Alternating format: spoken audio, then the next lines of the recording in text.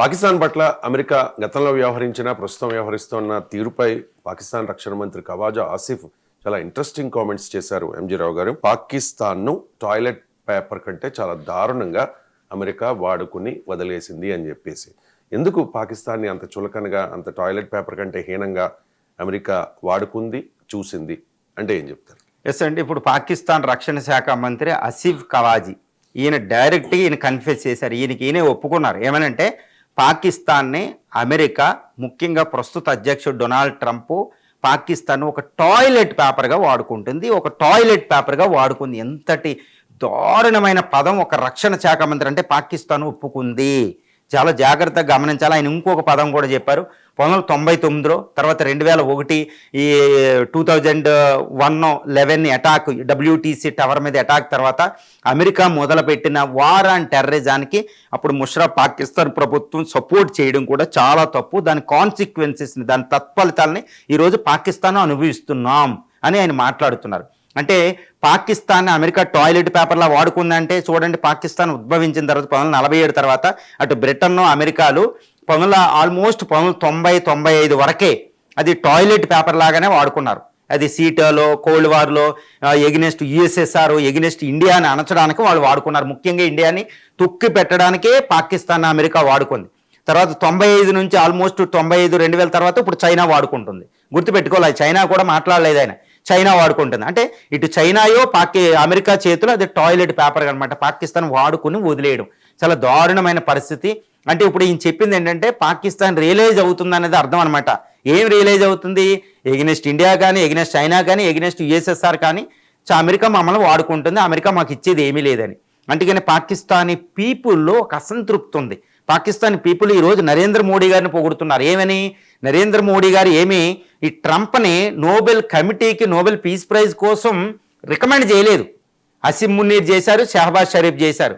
అయినా పాకిస్తాన్కి మొండి చేయి చూపించి ఇండియాకి ట్రేడ్ డీల్ కుదుర్చుకున్నారు. పాకిస్తాన్ కంటే బెస్ట్. ఇప్పుడు రెండు, మోడీ గారు అటు ట్రంప్ని వ్యతిరేకించిన ఈ ట్రంప్ ఎప్పుడు ఇండియాకే సపోర్టివ్. ఎందుకంటే చాలా విషయాల్లో అది మనం చూడాలి. ఎందుకంటే అమెరికన్స్ మీద అక్కడ వీసా రెస్ట్రిక్షన్స్ పెట్టారు. పాకిస్తాన్ ఈరోజు ఎంటర్ అవ్వడానికి లేదు చాలా విషయాల్లో. కాబట్టి అదొకటి.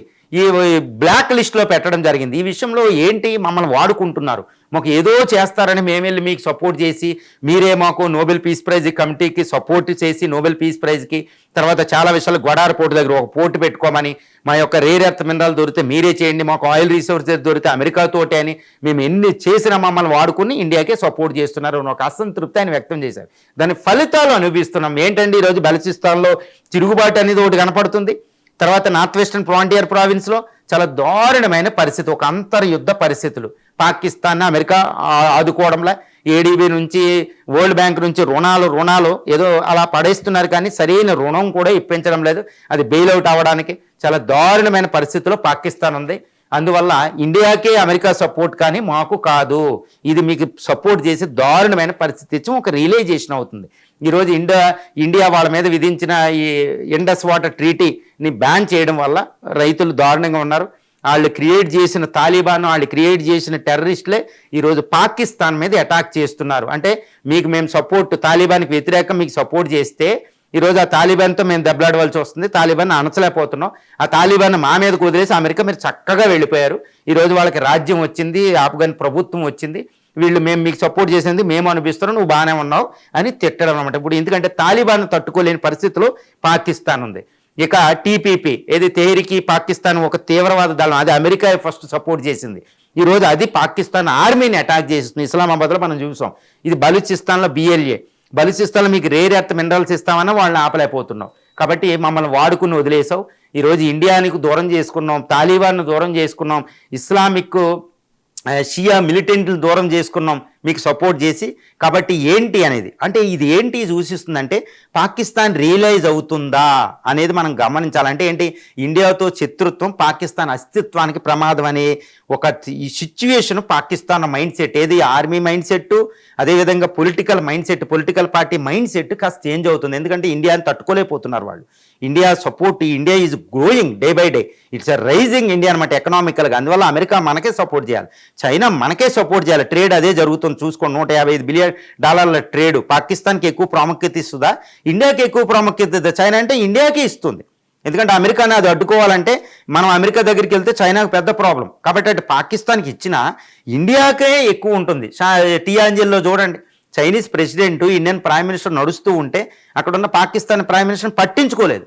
బట్ అది చైనా పాకిస్తాన్ ఎలా ట్రీట్ చేస్తుంది, చైనా ఇండియాని ఎలా ట్రీట్ చేస్తుంది అనేది ఆ రోజు ఆ పిక్చర్లో మనం చూసాం.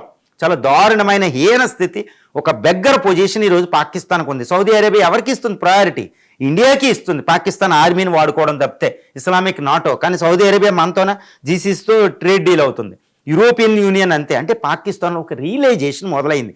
ఎందుకు అంటే పాకిస్తానీ ప్రజలు అసహ్యించుకుంటున్నారు వాళ్ళని, పాకిస్తానీ ప్రజలు తిరుగుబాటు చేస్తున్నారు. ముఖ్యంగా పాకిస్తాన్ సోషల్ మీడియా అంతా, జన్జీ అంతా ఇదే మాట్లాడుకుంటున్నారు. ఆర్మీ అన్నీ మీరు ఇష్టం వచ్చినట్టు చేస్తుంటే ఇండియా చూడండి ఎలా ఉందో.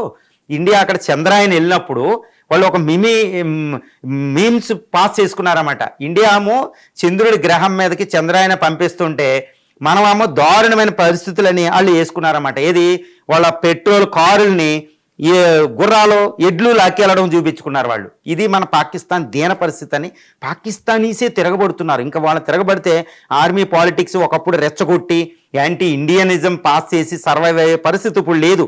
కాబట్టి ఇది ఒక పాకిస్తాన్లో ఒక రియలైజేషన్ స్టార్ట్ అయింది. ఎందుకంటే ప్రజలు ఊరుకోరు, ప్రజల్లో తిరుగుబాటు వస్తుంది. మాకు కాశ్మీర్ కంటే మాకు ఇదే ప్రధానం, పాకిస్తాన్లో బతకడం ప్రధానం అనేది ఈరోజు పరిస్థితి అనేది పాకిస్తాన్లో వస్తుంది. ఒక టాయిలెట్ పేపరు పాకిస్తాను, అదేవిధంగా ట్రంప్ అందరూ డీల్ చేస్తున్నారు అనేది ఒక రక్షణ శాఖ మంత్రి ఒప్పుకోవడం అంటే అది సామాన్యమైన విషయం కాదండి.